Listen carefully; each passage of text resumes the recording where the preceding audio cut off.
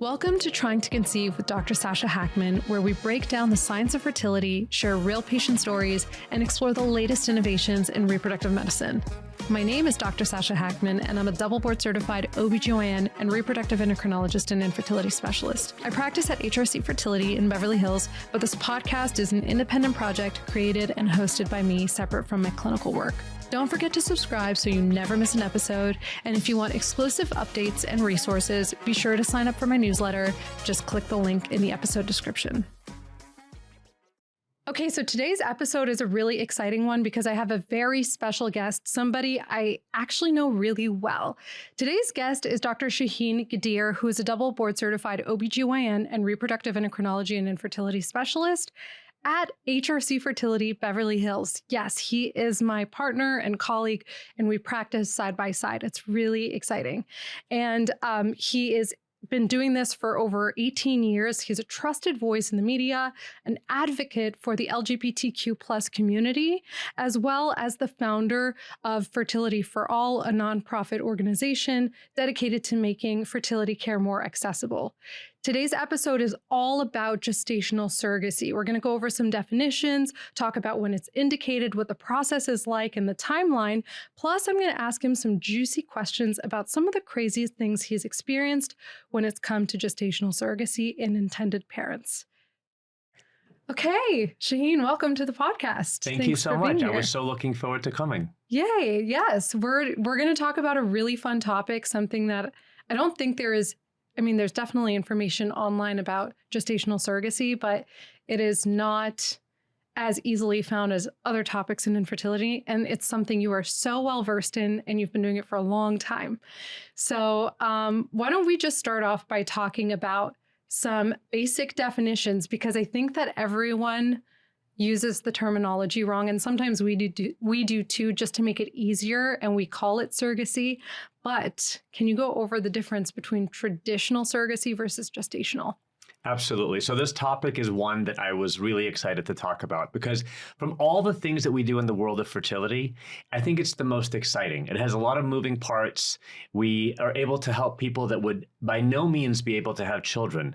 Same-sex females, same-sex males, people that don't have a uterus and need to use a surrogate. So I think I like starting with the definitions. Traditional surrogacy versus what we're using now as the more advanced versions of surrogacy. The traditional version was when someone gave their uterus to be used, but also it was their egg that was used. So they would put the sperm of another person, a man, and it would go into the woman. She would ovulate, get pregnant, carry the pregnancy, and hand over the child.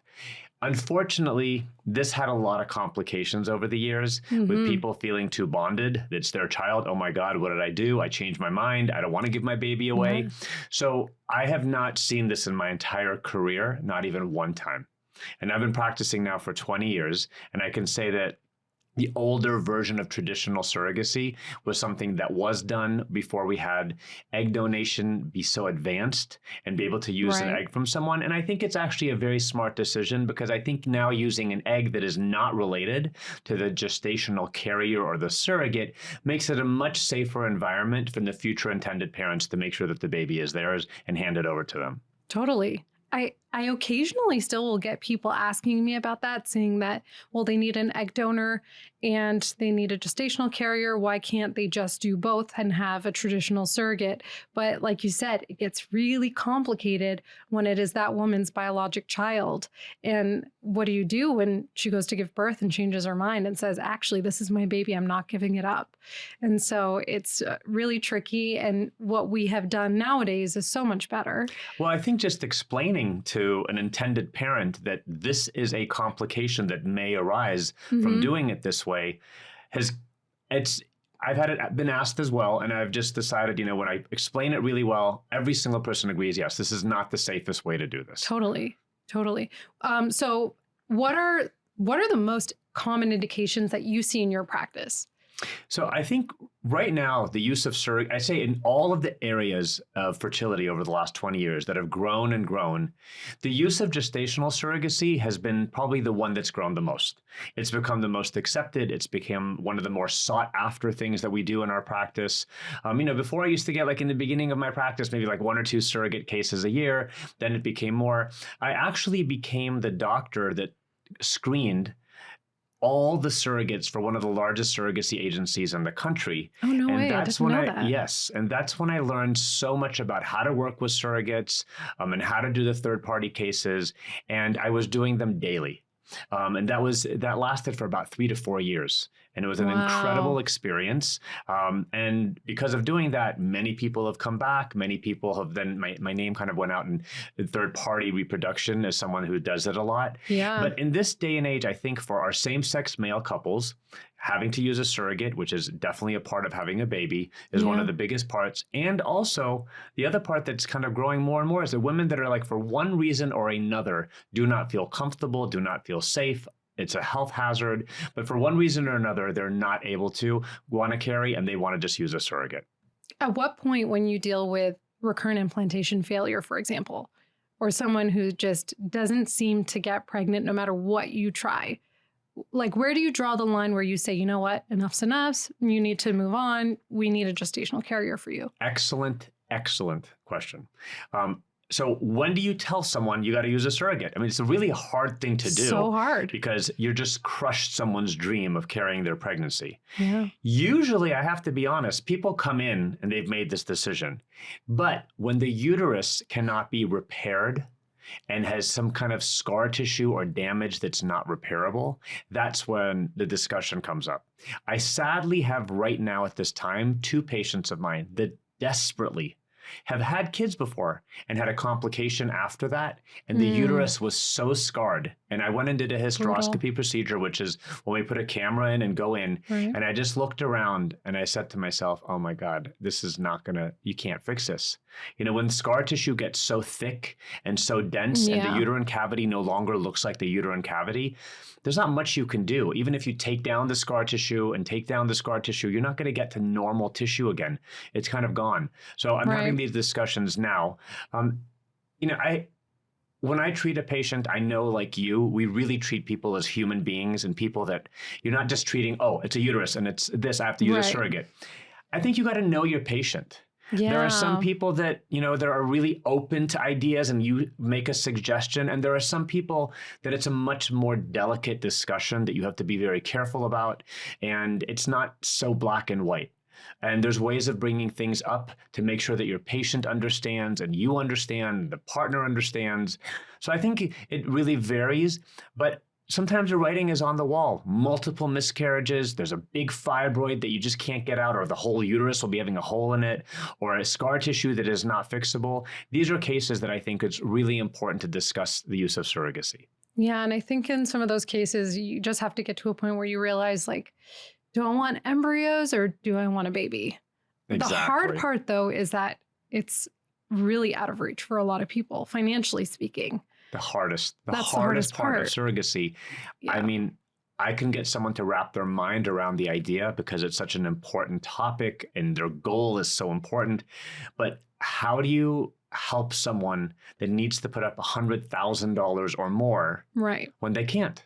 Without even a guarantee. Exactly. Yeah. So there's obviously that element. I think IVF in general, it just is not accessible for a lot of people, which is a whole other monster topic where we hope that one day insurance will do the right thing and give the coverage that people need. But even with gestational surrogacy, I don't see it ever going that far. But, when it comes to the process, what can you sort of walk us through navigating from beginning to end, how to get through being matched with a gestational carrier? What are the sort of screening things that we have to do? How long does this process normally take?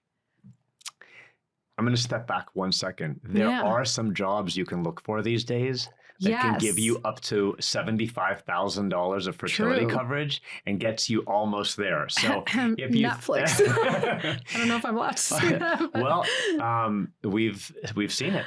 And Yeah. it's an amazing. Yeah. And I Yeah. commend those employers that are They're giving the such best. unbelievable coverage to their patients. But if you think that you may need a surrogate and have trouble and you're looking for a job, you may want to investigate some jobs that do have benefits for fertility insurances and benefits that really can help you get to where you need to be. Yes. It's a big But deal. yes, I think it's a huge deal. It is. It's It a huge is. deal. And Yeah. I think there's nothing wrong with saying it. I mean, I don't think there's a reason not to say it, but I've been incredibly impressed because the employers at Netflix have given them an incredible opportunity to have $75,000 of coverage, which is amazing. So we commend them. Yes, totally. Now, getting to your question, how do you navigate through this process?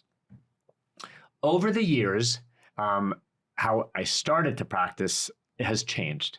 We used to have a lovely lady that was in our third-party division, and anyone who doesn't know what the word third-party division of fertility treatment means, it's anyone using a surrogate, an egg donor, or a sperm donor. Those are using an additional person to be part of this whole journey, so it's a third party.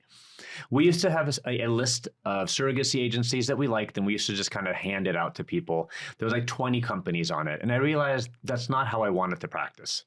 So I have narrowed it down significantly to a much smaller group of surrogacy agencies that I can pick up the phone to the owner of the company and be like, I need this person to be matched with someone like this ASAP, or this person has, this much amount of time. Incredible. But so I've narrowed it down to a group of Wow. surrogacy agencies that I think are phenomenal, that I think give excellent case management and have people on their staff that are really good. I always commend that surrogate that did a surrogacy and she's like, I'm going to start my own surrogacy agency, and then makes 2 or 3 of her friends a surrogate. Not an ideal situation for me and my patients.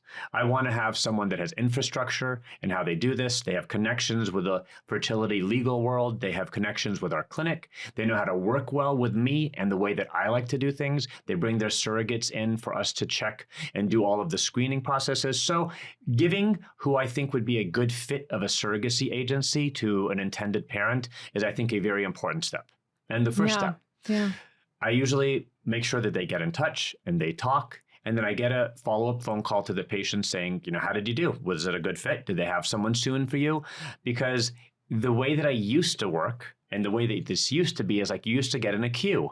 And it was sometimes a year to a year and a half that they would tell you was the wait. And sometimes it would turn to be like 2 to 3 years before your surrogate was actually there. Yeah, it's wild. And we don't need to do that anymore. The industry has grown, and there are agencies out there that have enough excellent surrogates there that within a couple of months, they should be able to get you someone. So just for people to know, in case someone is telling you that you have to wait for like a year or so, you don't. It is no longer the issue whatsoever. Once we get a surrogate that they think may be good, we like to do a very thorough review of their records. We also have an outside company review their records and also go deep into all the details. And if we're okay with everything that the surrogate has presented to us at that and review of her medical records from her previous pregnancies, then we're okay to bring her in for what's called the surrogacy screening, which happens in our own office where the 2 of us work. And that's where I go through everything again, just to make sure everything that was presented was perfectly normal. And then we do a physical examination. Then we do what we call a uterine evaluation, which involves a saline sonogram, where we put water inside the uterus and make sure that the uterus is absolutely healthy and perfect. And then after that, we wait for all of our FDA blood tests to come back and the pap smears to come back and vaginal cultures to come back. And once everything is back, then we issue a clearance. And by then, a legal clearance should have been occurred as well. And then we're able to proceed with the embryo transfer cycle, putting the embryo back into the surrogate. Right, because you can do them simultaneously, the legal aspect and the history, physical exam, lab tests, all of it. We work in efficient ways. Yes. So yes, we both are multitaskers and we know how to do that. And I like to do that all the time. Yeah. And I think something that people don't even realize for the gestational carriers is that if they have a partner, the partner also has to go through psychological screening and through some sort of history taking because they're still in the same household. If they're sexually intimate, then they're sort of part of the process. And I think that's so integral. I mean, who wants to have a surrogate whose husband is an alcoholic or abusive or crazy or not working? So I think it's incredibly important that we are talking to the partners. We are having them come in. They're doing all of the testing that they need to do. I actually am a proponent of that. Very, very clear. Yeah. Well, especially if, let's say, they have something like an infectious disease that could be transmitted to the gestational carrier, Absolutely. who is now carrying an embryo for another parent. So that puts their baby at risk. Absolutely. It's a big deal. Absolutely. And I don't think a lot of people even realize the extent of the legal implications, because there's so many little steps along the way, such as, okay, this is the gestational carrier's own body, so she's got bodily autonomy, but it is the intended parent's embryo. So now what if there is a structural anomaly in the baby and they want to terminate, but she's against a termination? What if there are additional tests or procedures needed in the pregnancy that she has to undergo, like an amniocentesis or a C-section, even though she's had prior vaginal deliveries? This is so important. And I want everyone who's a layperson and may not be understanding you and I's discussion going back and forth right now, because we can just go on like this and talk. So it means that you need to have in place records, legal documents that say what happens in every single situation. That if something goes wrong, that it is there documented that the surrogate has agreed to do a termination no matter how far along or this or that. And it's all there in advance. So there's no issue to worry. And that's what I tell patients. I say the most important part about this is your legal document, because I have had patients that say, well, how do I know she's not going to use drugs? Well, we have people put in once a month drug test. So how do I know if she doesn't eat like this or it does that or doesn't go to the doctor? So every single thing can be in there. I did have once a patient tell me, actually many patients tell me, I would love my surrogate to eat only organic foods. And I've tried to explain. How do you implement that in the contract? This is where you have to have a clear understanding. We live in the heart of LA where everything is organic and everyone does Pilates and yoga, and it's a different world. Yeah. And some of our very amazing, wholesome surrogates that are coming to us from Middle America, those are not priorities in different areas and cultures in American culture. So you have to understand that the surrogate accessibility. Or accessible even. You're absolutely right. Like maybe they don't have, like in some parts of the country, all organic kind of meals and vegan restaurants. Exactly. So they don't have that. So this is really important for someone to understand. I've had to explain to people that the surrogate is not like you. The surrogate you're getting is different. And those things may not be as important. Now, I understand, and for me, it would be incredibly important that my surrogate carrying my child is going to eat healthy. But like you said, the autonomy is the woman's own right. But if things are explained in advance and all of these things are addressed, I think everyone can take a step back and breathe and do it okay. What's the craziest thing that someone has negotiated in a contract for a gestational carrier, or that the GC has negotiated with the intended parents? Because I've heard some crazy stories from other patients. I've heard some really crazy ones. But I've never seen it. So I had some people that they flew their surrogate for like the last 3 months of their pregnancy to the town they lived in. And she had to live there as well. I mean, I think that's absurd to pull someone out of their life. But then again, some of these surrogates are compensated incredibly well. But I think people also forget, I mean, part of being a surrogate is you have to have had a prior delivery. Most of these surrogates have children. They have to have had a child. So that's an important thing that everyone should know. One of the things that people say is like, oh my God, how do I know if they're not going to give me my child? Every surrogate have to have a child. And you have to have a child or else you cannot be a surrogate, which I think is amazing because you know what it feels like to have a child. So it's not the first time it's happening and then you change your mind because you didn't even know how you're going to feel. So that's really important. I think that lifting someone up from their normal environment of where they live and tell them to do something different is a very unique situation that probably 99.99% of surrogates won't or can't even do. But I thought that was very interesting. Yeah, that is really interesting. Have you ever encountered a disagreement between the GC and the intended parents? I sadly had recent Huh. a patient of mine and her husband that I really liked, and there was a major contraindication at that time for her to be pregnant, and they brought a lovely, lovely surrogate in, and I thought she was fantastic. And she said to me that towards the end of the pregnancy, they no longer communicated and only communicated through their attorneys. Oh, gosh. So it ended really hostile. horrible. And it kind of broke my heart because both of them were such great people. And I don't know the exact minor details, but things can happen. And that's another important reason why you have to have legal documentation. Right. So important. Okay. So now let's say somebody goes through an agency. They've now been matched with someone. They've done the evaluations on both sides. They're getting ready.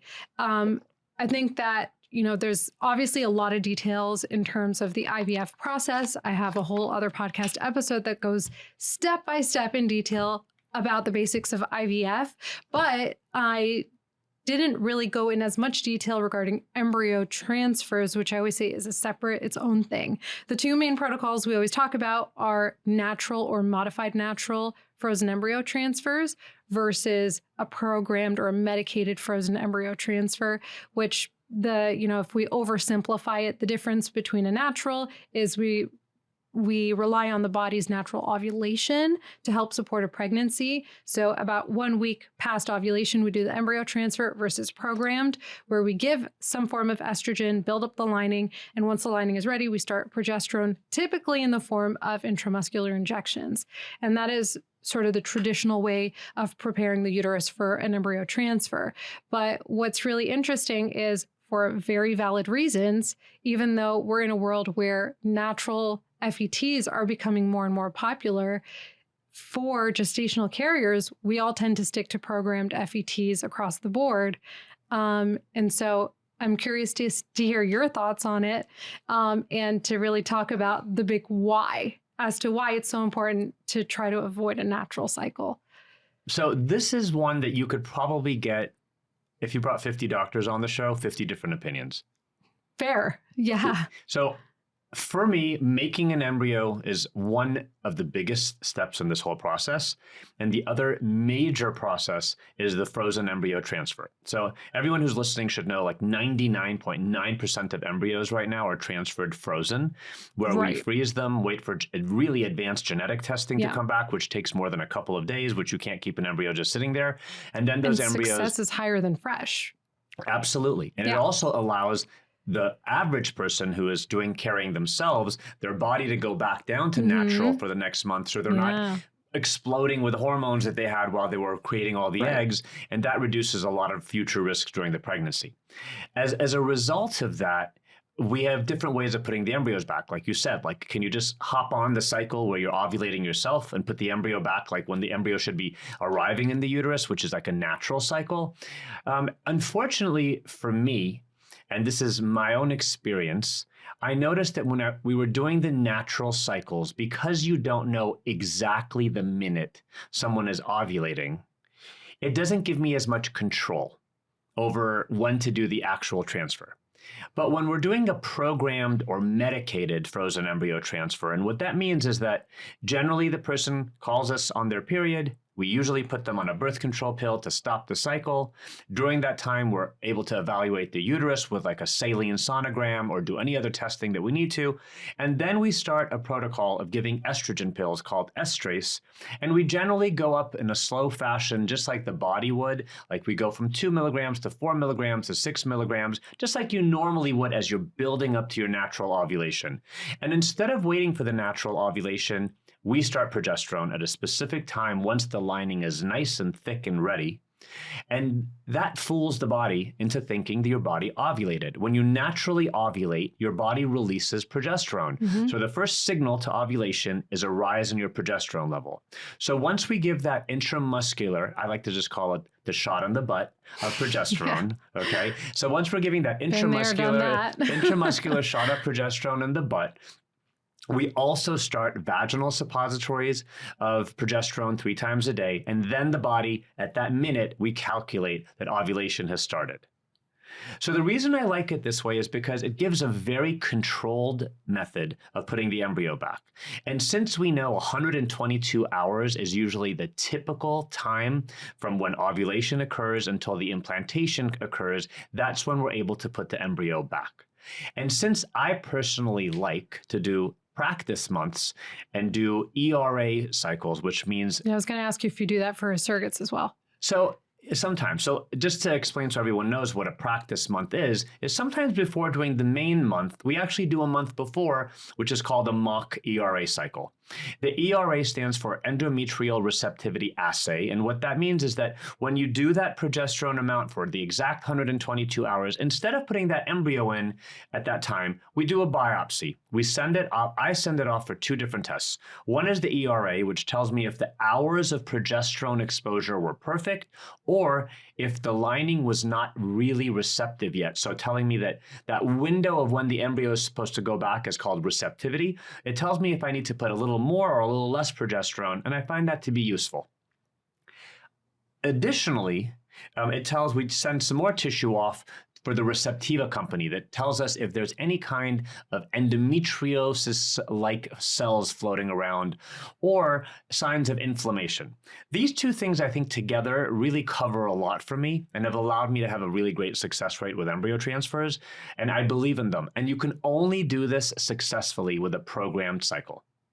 So that's another reason why I do the programmed cycle. What about like microbiome testing, Emma, Alice type thing?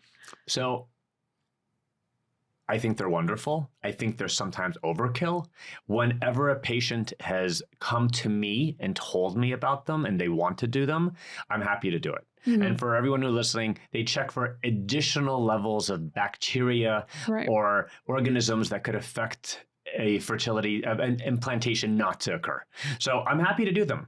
I don't do them on everyone. I just think it's a bit much. Yeah, I thought so too. I just actually came across an RCT yesterday, a randomized control trial that actually found there was significantly higher pregnancy rates and ongoing pregnancy, so lower rates of miscarriage. And I was like, I'm going to have to read the study in more depth and look into this, because obviously as we get more studies being published and more data, things change over time. But historically, have not commonly done it unless patients ask for it or unless we're dealing with recurrent implantation failure and embryo transfer after embryo transfer is just not really successful. So I do like in those cases really like, getting as much information as we can. But the other thing too, it just sort of dawned on me recently that when we're dealing with a gestational carrier, if we do a modified natural cycle, like I always tell my patients, if you have sex, because you're ovulating, you can end up getting pregnant with multiples, which a lot of my patients are secretly, I could tell they're like calculating and being like, ooh, maybe this will be fun. But if a gestational carrier got pregnant with her own baby in it, how are you even supposed to know? In a natural cycle FET with a gestational carrier, if she actually abstained or did not abstain and had sex. So I think that's another reason for surrogacy cases to definitely do programmed. But to answer the question of do I do the practice month on the surrogate? Yeah. Actually, the answer is yes.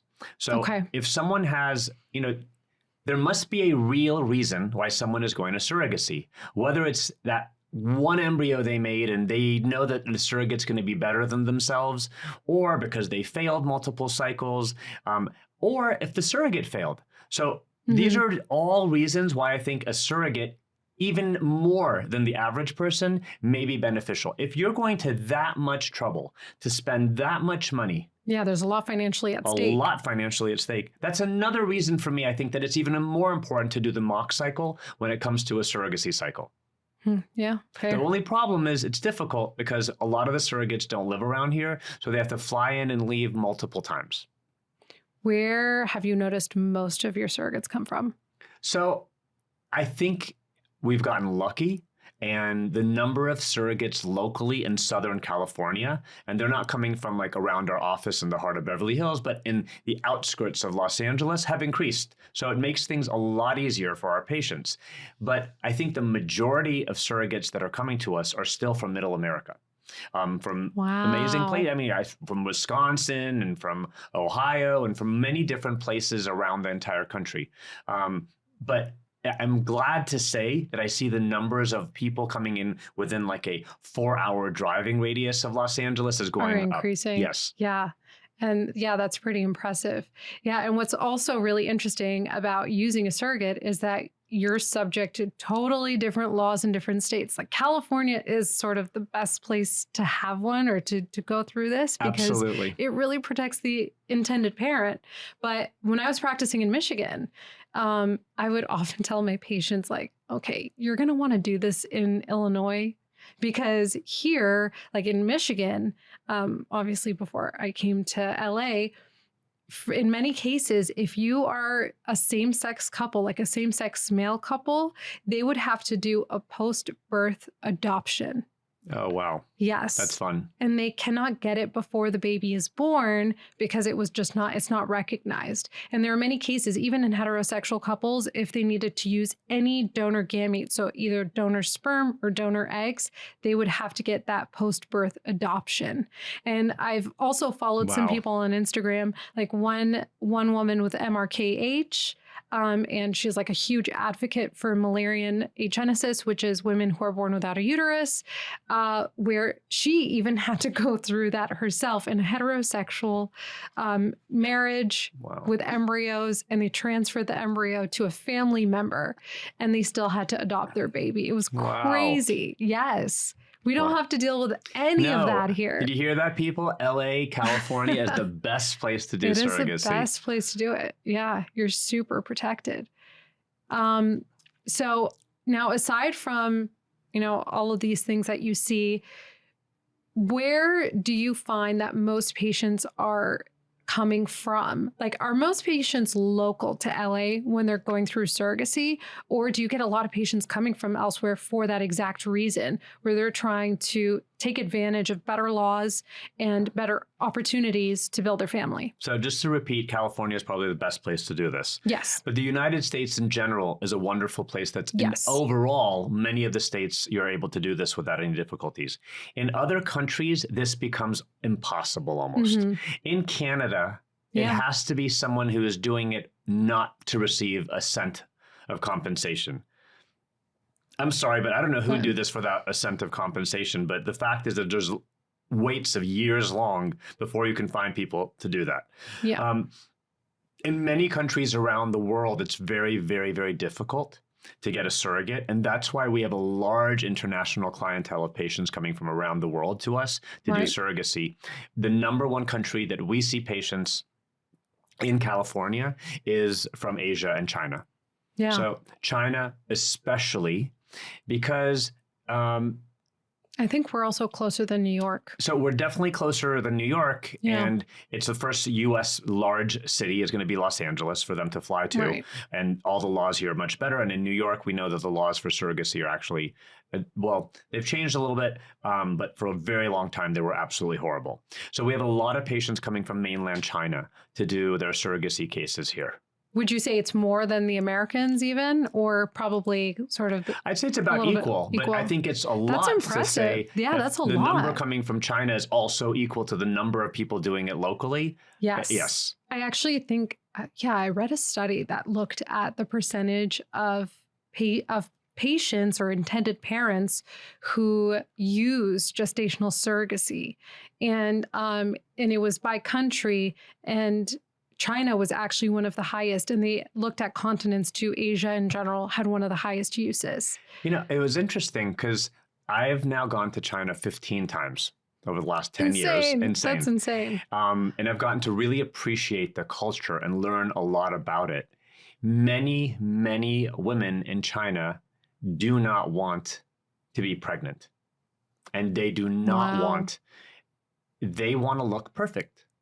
They want their body to be perfect. They want their face. Do they express that? Yes. Wow. Okay. Yeah. They just don't want to be pregnant. Yeah. And a lot of them don't say a word. And they just say they just want to use a surrogate. And it's because I've noticed and I've talked to a lot of people about this, and they don't want that. And I don't think any physician is ever here to judge the reason why someone wants to use a surrogate or not. Of course. course. And there's so many ways to build a family, and all of it's beautiful, and it's great that we have options. And Absolutely. we're so lucky here that we have the technology. We have, the legal considerations or ramifications are a lot less than in other places. Because if you look at Europe, for instance, just like Canada, you can't pay someone to carry for you. And I know that some people will say things like, well, that's sort of coercion. You're coercing someone into doing something for you by throwing money in their face. But the reality is there is still significant psychological screening that has to happen in terms of the why that a woman wants to do this. And in reality, pregnancy is not a low risk situation. Yes, it's natural. It's a very natural phenomenon, but it is still a high risk thing. So many things can go wrong throughout a pregnancy and postpartum. But I'm not sure if you're aware of this. In order to be a surrogate, you also have to have some level of income.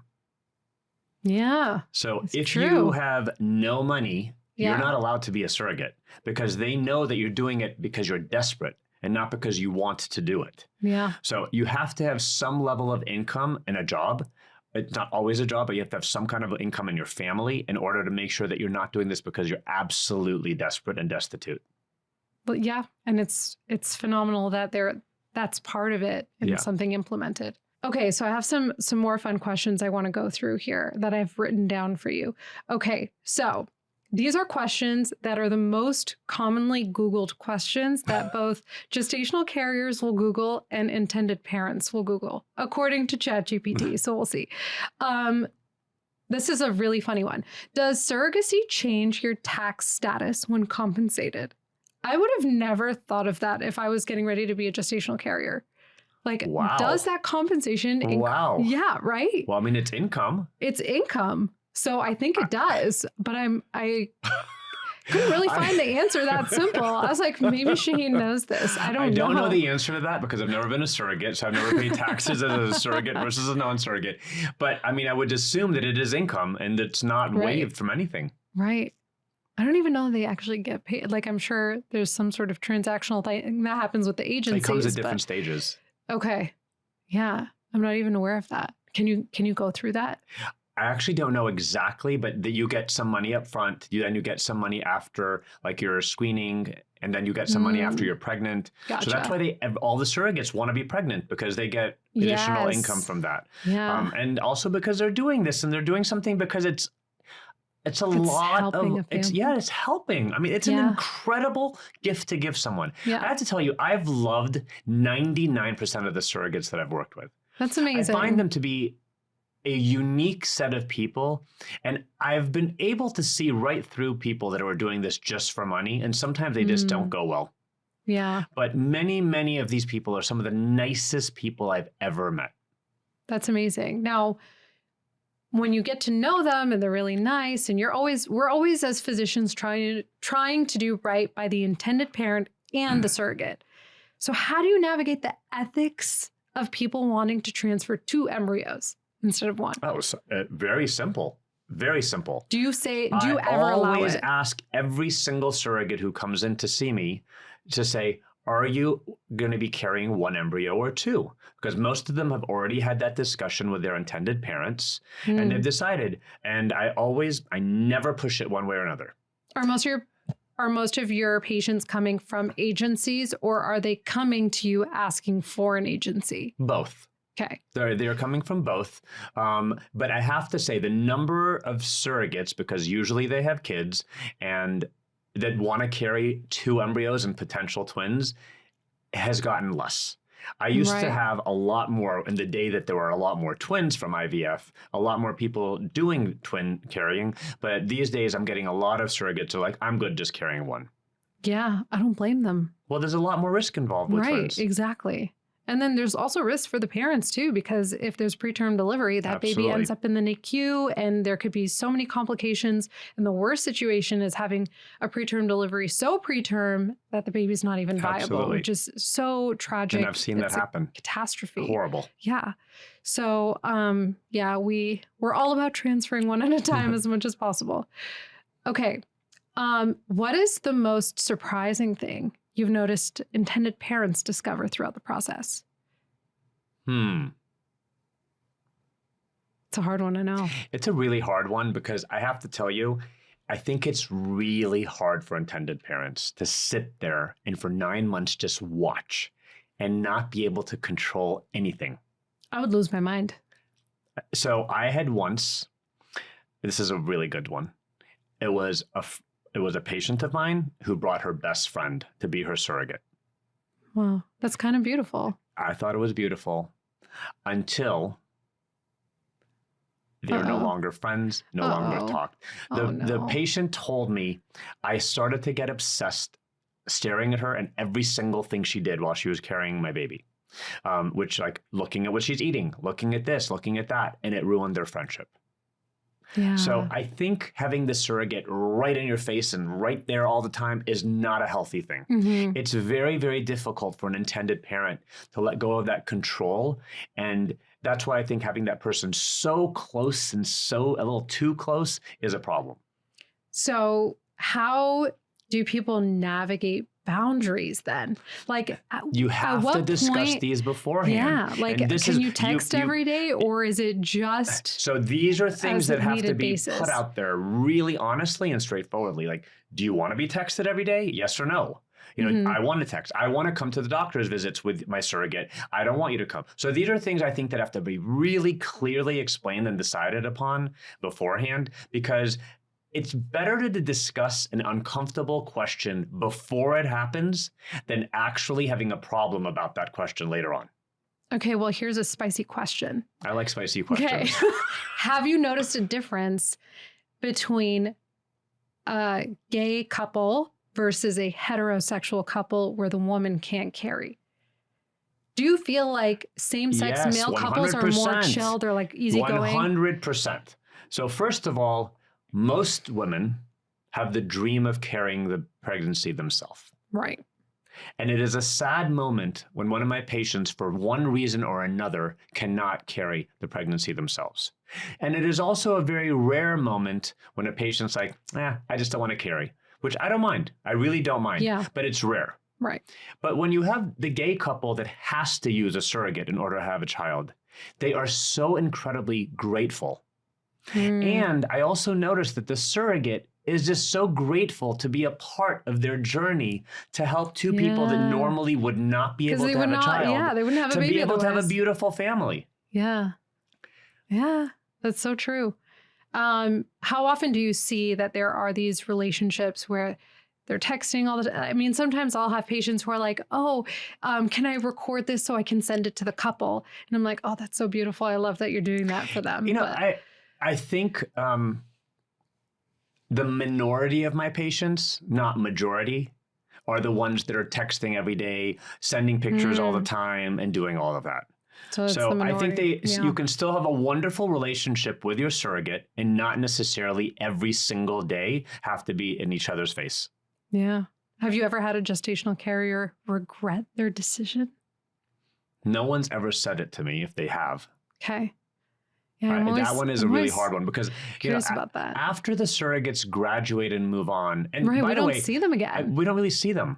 But I have had surrogates that have requested to their intended parents that if they're gonna use that surrogate, has said, then you have to use Dr. Ghadir. Because really? Yes, and I was honored because that meant that she had such a great experience that she said to them, if you want me to be your surrogate, then you got to go to him. I would never think of a surrogate as a referral source. That's insane. That's amazing. You know what? I got to tell you something. You said something earlier. How do you navigate the relationship with the surrogate and also the intended parents? I have always, always, always treated the surrogate as important as the intended parent. And I'm sure they love that. Always. Because I do see that often online where they'll say that they will often get treated less than the majority of infertility patients. And I have seen doctors that like, you tell the nurse to go do that or tell someone else to go do that because it was the surrogate. And I've never, ever done that. Love that. Ever. That's how it should be. To be honest, they're still your patient. I think in some ways, the surrogate needs to be put on a bigger pedestal because of what they are actually doing. Yeah, they're sacrificing their body. I don't know that I could ever do it. I mean, pregnancy was hard for me though, so. But it's amazing what they do. I love the fun questions. I'm like, what's the next fun one? Yeah, let me see. Okay, so this is a bit of a heavier question. Have you ever had to ask a GC to terminate because something came back abnormal or for any reason? So I have not had to ask them to terminate, but we've obviously had people whose pregnancies didn't go well and were about to have a miscarriage and then needed to terminate. And that's really hard. Yeah. Was it relatively, I guess it would already be laid out in the contract. So it was well defined in terms of the next step, medically speaking. Yeah, absolutely. I mean, it was clear. I do not allow anyone to proceed unless everything is clear and documented. Yeah. And then let's say an intended parent, they are matched with a surrogate. I think that the hardest thing to navigate is if you're not using an agency, because sometimes I've had patients bring someone and they spend all this money in the workup, but then they're not a good candidate. So let's talk about this for a second, because this is really important. First of all, it is very rare that someone's able to find their own surrogate, but people do. Yeah. But they have to be aware, now you are navigating this world of which insurance do I get, which hospital, what paperwork, the birth certificate, adoption papers, all of this on their own. And I know that agency fees can be rather high, but they're high for a reason. Right. And there's a lot that these agencies are doing, a lot. So for that reason alone, I would be very, very skeptical and give people lots of reasons to be incredibly careful if they're going to navigate this on their own. Is that an alternative, would you say, to someone who can't afford the agency fees? I have had patients that could not afford it themselves, and they put ads out on different kinds of Facebook pages where all these people were on, and they found themselves a surrogate and someone who volunteered to be their surrogate. And that was the only way that they could do it. Wow. But then you're now navigating, like you said, insurances, seeing who takes what insurance so that most of the medical care can be covered. The relationship, yes. Everything. Yeah. It's everything. It's because a lot when more you than spend that. all this money on, for instance, the legal agreement, but then after that's all said and done, they go to get ready for, say, an embryo transfer, but things don't look good or the transfers don't work. And now you come to realize maybe this GC was not really a good candidate to begin with. I mean, we've had people come in to be surrogacy screened and candidates that immediately I knew they could not. And I am, every single time I do a surrogacy screening, I call the intended parent the next phone call, like immediately. To let them know I loved your surrogate, or for some rare reason, once in a blue moon, I've been like, this is not going to be good. Wow. So that's amazing that you do that. So they get that insight. Yeah. And not to move forward. Yeah. And that's how it should be. And sometimes they don't get to meet them in person. Yeah. So sometimes the intended parents don't meet the surrogate in person until way down this path. Right. Right. And in many cases, it's not until the baby's born. Possibly, yeah. Yeah. Which is crazy. Very. Well, this was really fun. It was really fun. Thank you so much for having me. You're a wealth of knowledge, especially with this stuff. You are so well versed. And I know that anytime I have difficult cases, I can come to you and discuss my cases. And you're always so helpful. Well, I absolutely love working with you. I think you're a phenomenal doctor. I'm so proud of this podcast, and I'm so honored to have been here. I'm so honored that you're here too. Thank you. My pleasure. Thank you.